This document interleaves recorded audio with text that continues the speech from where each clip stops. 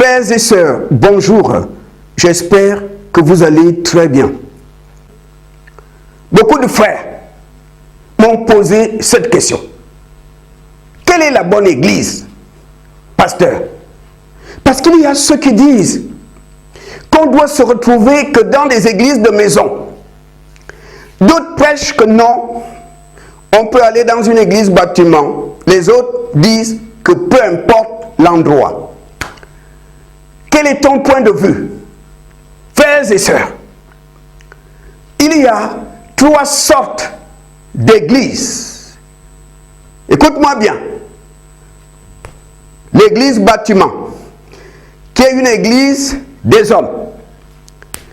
L'église de maison, qui est une église des hommes. Et l'église de Christ, qui n'est ni un bâtiment, ni une maison. Quand la trompette va sonner, les bâtiments n'iront pas dans les airs.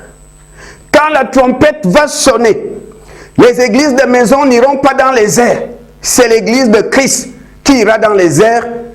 Elle n'est ni un bâtiment, ni une maison. C'est un faux débat. C'est un débat charnel. Mon frère, ma soeur, si tu veux être sauvé, marche dans la crainte de Dieu et dans la sanctification. Tu seras sauvé. Je me souviens au Gabon, au quartier Akébé, je fréquentais une église de maison. Tous les mardis soirs, on était là-bas de 18 h à 20 h. Tous les mardis. Le frère qui prêchait, on ne savait même pas qu'il sortait avec une fille qui venait prier avec nous. C'était sa copine. Nous, on ne le savait pas. Mais c'est quand la fille est tombée enceinte qu'on a su qu'il couchait avec la sœur. On était là dans une église de maison.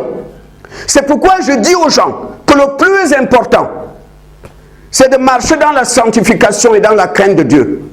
Mon frère, ma soeur, personne ne sera sauvé parce qu'il prie dans une église de maison. Personne ne sera sauvé parce qu'il priait dans une église bâtiment. Quand la trompette va sonner, c'est des hommes, des femmes qui marchent dans la crainte de Dieu, qui marchent dans la sanctification, qui iront dans les airs. C'est eux qui iront dans les airs. Le lieu de prière, bâtiment, maison, n'est pas une garantie pour le salut. C'est très important. C'est un faux débat. La Bible dit, ce qui n'est pas le fruit d'une conviction est un péché. Si tu te sens à l'aise dans une église de maison, vas-y, Jésus est avec toi. Si tu te sens à l'aise dans un bâtiment, Jésus est avec toi. Le plus important, c'est de marcher dans la crainte de Dieu.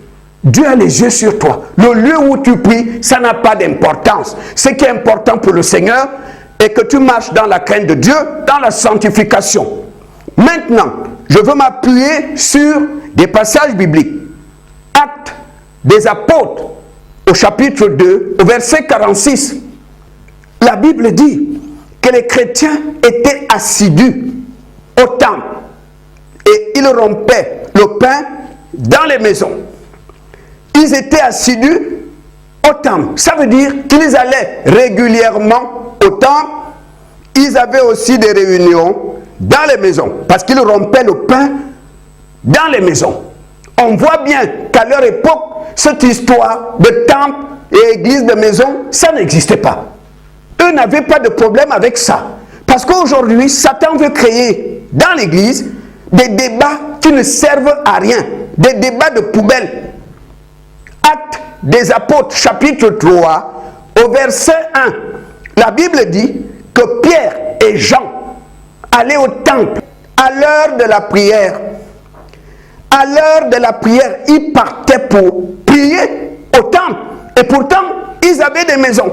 Donc, on voit bien qu'à leur époque, que tu pries dans la maison, que tu ailles au temple, il n'y avait pas de problème. Le lieu où tu pries n'est pas une garantie pour ton salut. Maintenant, c'est vrai que les faux serviteurs de Dieu louent les salles parce qu'ils veulent avoir beaucoup de monde pour se faire de l'argent. Ça, c'est vrai. Mais je crois que le plus important est d'encourager les enfants de Dieu à méditer la parole de Dieu, à méditer pour qu'ils aient le discernement et pour qu'ils soient capables eux-mêmes de savoir que celui-là, non. Celui-là n'est pas un homme de Dieu. Celui-là n'est pas un homme de Dieu. Le problème aujourd'hui, c'est que les chrétiens ne lisent pas la Bible. Ils acceptent tout, ils courent derrière les miracles, ils courent derrière les prophéties. On ne lit pas la Bible. Mais les chrétiens de Béret, quand Paul est arrivé, ils vérifiaient dans la Bible si ce que l'homme de Dieu dit est biblique.